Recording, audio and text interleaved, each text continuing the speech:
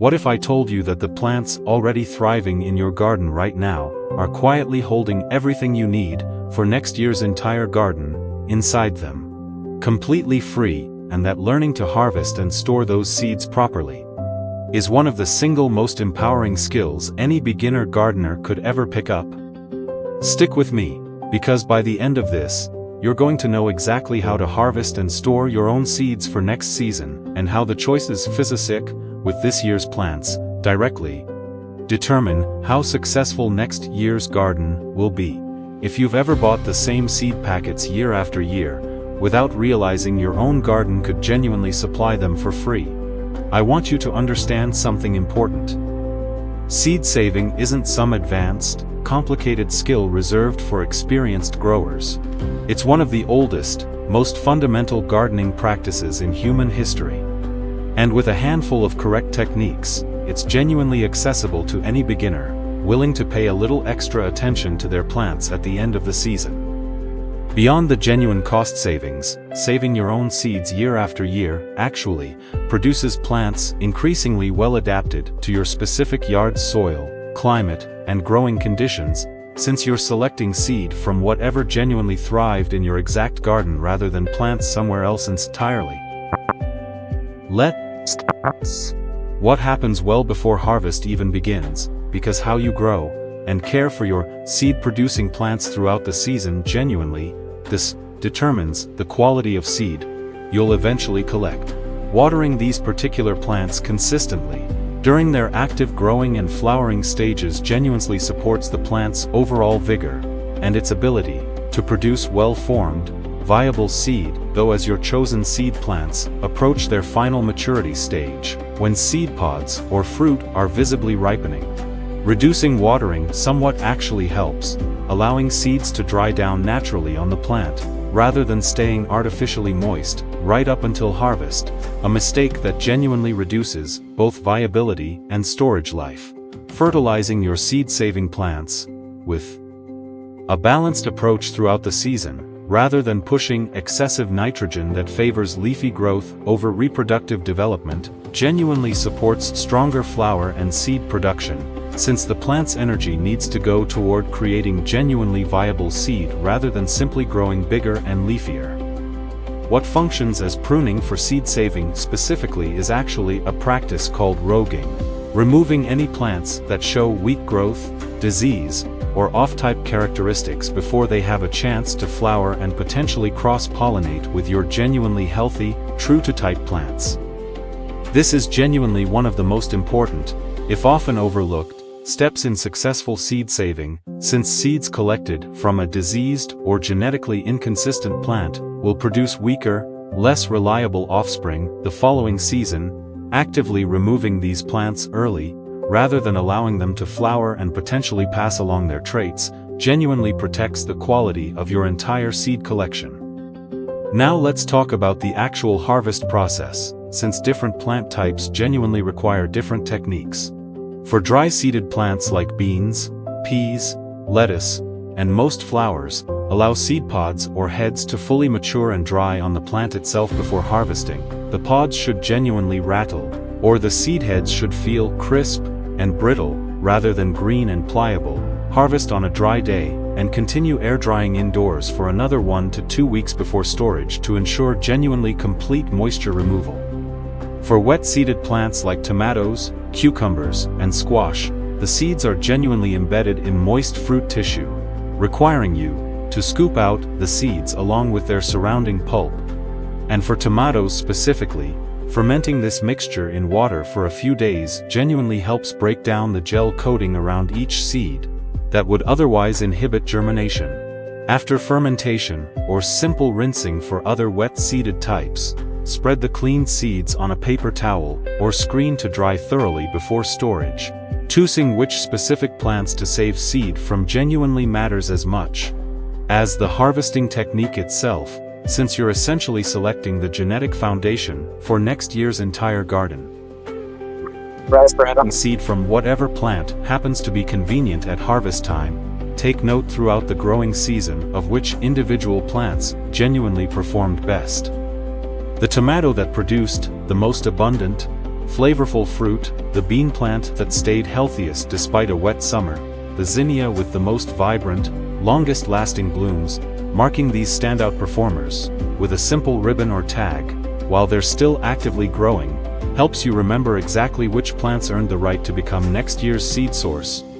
Once harvest time actually arrives, this kind of intentional selection, choosing your genuinely best performers rather than simply whatever's left over, is precisely how gardeners have gradually developed regionally adapted, increasingly resilient plant varieties over many generations of informal, backyard-level selective breeding. It's also genuinely worth understanding which common garden plants make the best starting points for a beginner seed savers, since some species are considerably more forgiving than others when it comes to producing reliable, true-to-type seed. Beans, peas, lettuce, and tomatoes are all self-pollinating plants, meaning they genuinely fertilize themselves before their flowers even fully open, making cross-pollination with a neighboring variety far less likely, and significantly simplifying the entire process for someone just starting out. Squash, corn, and members of the brassica family, by contrast, are genuinely more prone to cross-pollination by wind or insects, requiring either isolation distance between different varieties or hand pollination techniques to guarantee true-to-type seed. These are genuinely better saved for once you've built some confidence with the more forgiving self-pollinating types first. Starting your seed-saving journey specifically with beans or tomatoes, rather than attempting every crop in your garden simultaneously in your very first season, genuinely sets you up for early, confidence-building success rather than the discouragement that can come from tackling a genuinely more complicated species right out of the gate. Before fully committing saved seed to next year's entire garden plan, it's genuinely worth running a simple germination test partway through the storage season, taking 10 seeds from a given batch, placing them on a damp paper towel folded inside a plastic bag, and checking after about a week to see how many have sprouted. This simple test gives you a genuinely reliable estimate of your seed's viability percentage before you're relying on it for an entire planting. If only 3 or 4 out of 10 seeds sprout, you'll genuinely know to plant more densely than usual to compensate, or that batch's storage conditions may need improvement for future seasons, rather than discovering a viability problem only once it's too late to plant anything else that year. Now let's talk about light and temperature, because these two factors genuinely determine how well your saved seeds will store and remain viable until next season, functioning here specifically as storage conditions rather than growing requirements. Seeds genuinely need to be stored in a cool, dark, and dry location. Direct light and warmth both accelerate the natural aging process within a dormant seed, significantly reducing germination rates the longer they're exposed. Most common garden seeds genuinely store best somewhere between 32 and 50 degrees Fahrenheit. A refrigerator specifically dedicated to seed storage works wonderfully for beginners genuinely serious about maximizing viability. Though a cool, consistently dark closet or cabinet, away from any heat source, genuinely suffices for shorter-term storage of a single season or two. There's genuinely fascinating scientific research behind seed viability, and why proper harvesting and storage technique matters so significantly. Seed biology research has documented that seeds are genuinely living tissue in a dormant state, and their metabolic activity, though dramatically slowed, never fully stops, meaning environmental conditions during storage directly affect how quickly a seed's internal reserves and genetic material degrade over time. Research has specifically shown that seed moisture content and storage temperature are the two most significant factors determining storage life, with a well-documented rule of thumb suggesting that for every 10° Fahrenheit reduction in storage temperature, or every 1% reduction in seed moisture content, storage life roughly doubles, a genuinely powerful illustration of why proper drying and cool storage matter so much.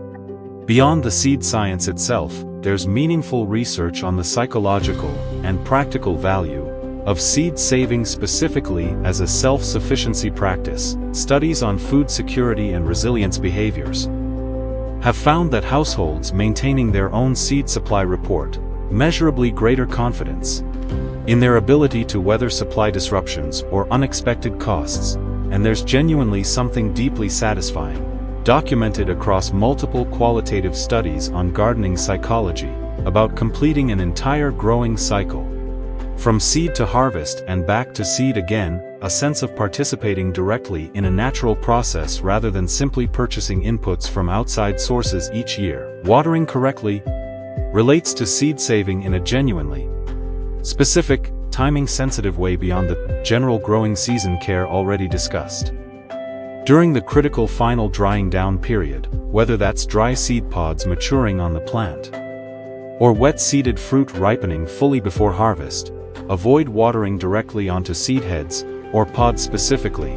Even brief moisture at this exact stage can genuinely trigger premature germination while the seed is still attached to the parent plant, a frustrating outcome that ruins an entire seed head's potential.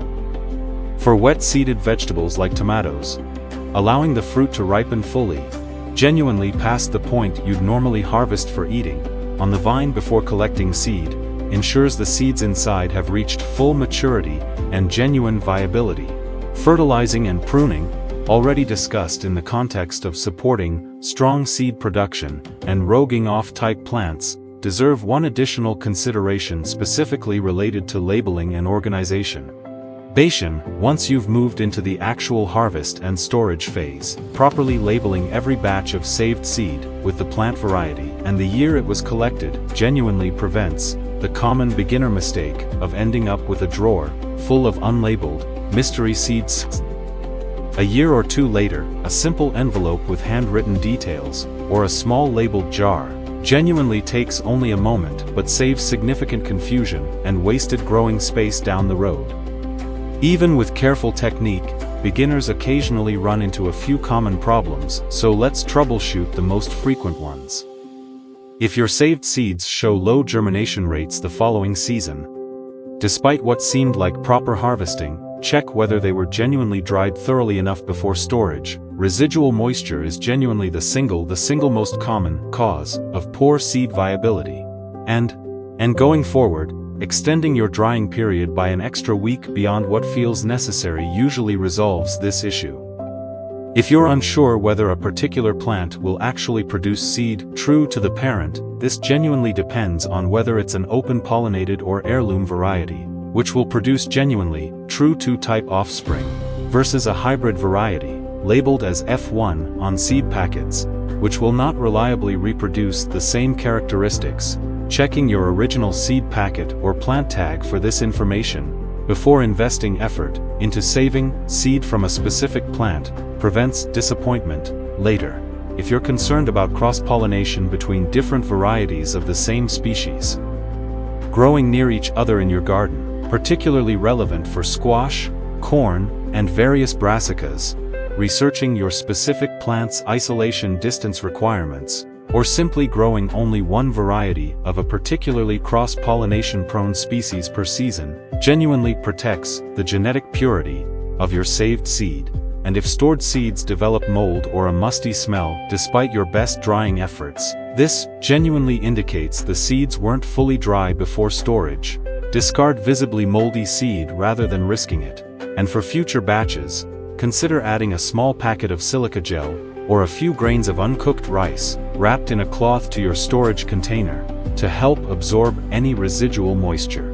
What makes learning to harvest and store your own seeds such a genuinely valuable skill for beginners is how it fundamentally changes your relationship with your garden, transforming it from something you restock annually from outside sources into a genuinely self-renewing system that grows more resilient, more locally adapted, and more cost-effective with each passing season. There's a distinct, quiet satisfaction in planting the seed you harvested yourself, from a plant that thrived in your exact garden the year before, a connection to the growing process that simply doesn't exist when every season starts fresh with a store-bought packet. So as this season's plants finish their final flush of flowers and fruit, take a closer look before you pull everything up for the year. Choose your healthiest, most true-to-type plants, Let their seeds mature and dry properly, and store them with care. You'll likely find that next year's garden, grown at least partly from seeds you harvested yourself, feels like a genuinely meaningful continuation of everything you've already built. If you love learning about seasonal flowering plants, vegetables, gardening tips, and nature care, don't forget to like, share, and subscribe to Nature Nurture Hub, your home for year-round garden inspiration. Let's keep growing together.